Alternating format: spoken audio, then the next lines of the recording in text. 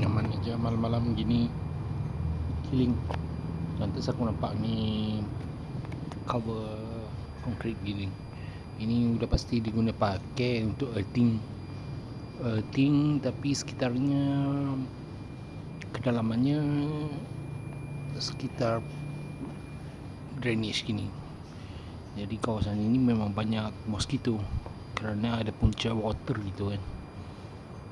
Lu dengar sendirilah punca waternya enggak kedengaran, tapi bisanya earthingnya sudah kedalaman drainage gitu, lebih dalam daripada drainage.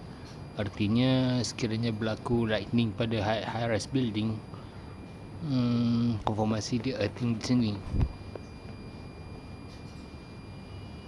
Lu mau tahu saiznya berapa ya? Sekitar 1 foot gue, iaitu daripada skala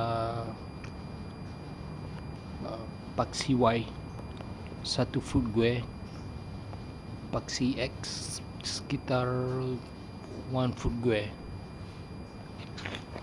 Dia udah pasti earthing dia guna pakai sama ada untuk breeding ataupun itu power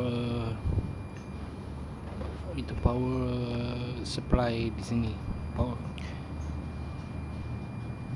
Tak pastilah. Tapi banyak mosquito.